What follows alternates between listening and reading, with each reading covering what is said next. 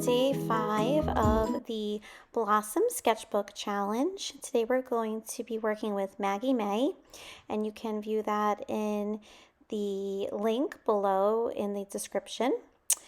And I'm going to be using inktense for my background. And a lot of people get these confused with watercolors, but they are actually ink. So they're permanent when you put them down, whereas watercolor, you can go back in and reactivate them. So after the inktense are dry, you're going to have a set color. So I'm going to apply it like a watercolor pencil though, by adding some swatches of color to my background, and I've chosen some greens, a little bit of yellow, and a greenish blue.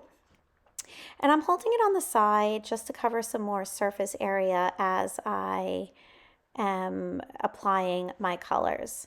And just like watercolors, I will be using a water brush afterwards to activate these colors and mix them together.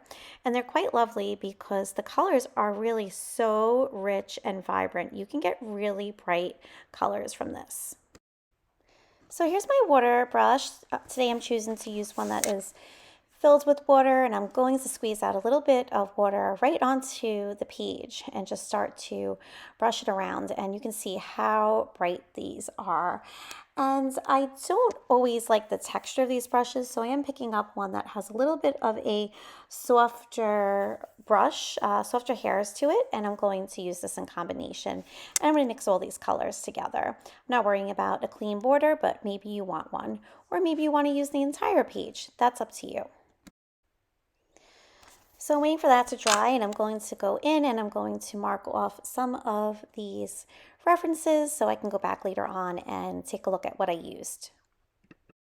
So now that my page is dry, I'm going to start to draw Maggie May. Again, refer to the reference and the link below so that you can see how to draw this. I'm using a Pigma pen in 05, and I'm going to be working really large on drawing my Maggie May.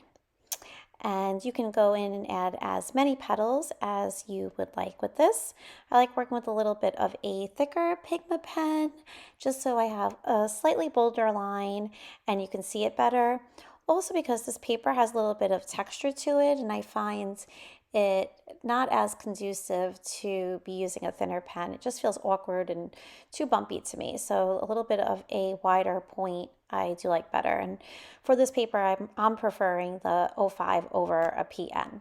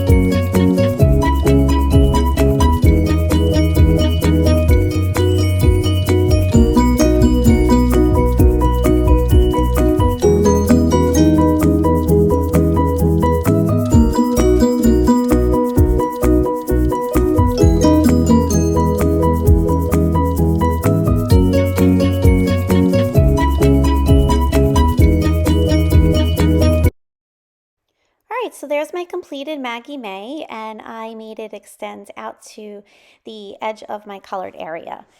Now I'm going to use some Prismacolors for shading, and I've chosen some shades of green.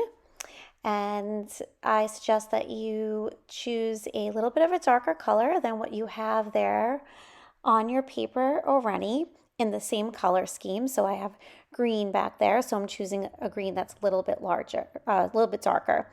And anywhere that I would normally put graphite is where I'm going in with this green color pencil to add a little bit of a shadow. I like the indigo blue with green to really go in and make an area darker. So I'm just making a little bit of reference over here with the numbers of the Prismacolors that I'm using. Again, this is the Scholar Prismacolor set that I just love. And I'm taking the 908 right now, and I'm going in and adding a little bit more of a darker green. And then I'm going to take a indigo blue for the darkest of the shadows. And this is the indigo blue.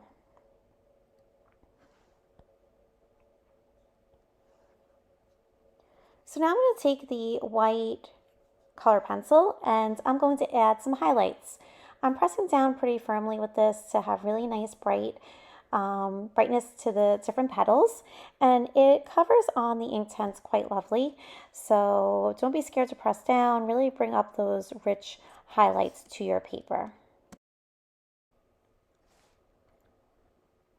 I'm going to take a sparkle pop now in gold. I feel like the gold complements the yellow in the paint, in the ink.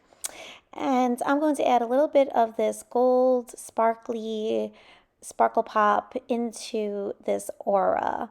It's a little hard to tell on the camera, but it is super glittery. You can see if I move the page a little bit that it does have a little bit of a glimmer. So in person, it's really sparkly. I love glitter. I feel like if you're sad, put a little bit of glitter on and it's going to make you smile. So I'm going to go ahead and I'm going to add this throughout the different word sections.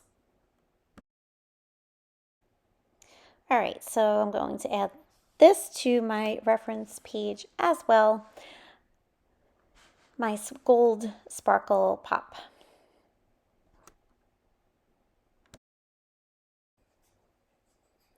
All right, so I'm going to take a white Posca paint marker, and this is just going to be a little bit of a brighter white to have some extra little highlights, especially in that little circle in the orb. And then over the white that I used the color pencil, just giving it a little bit more of a pop.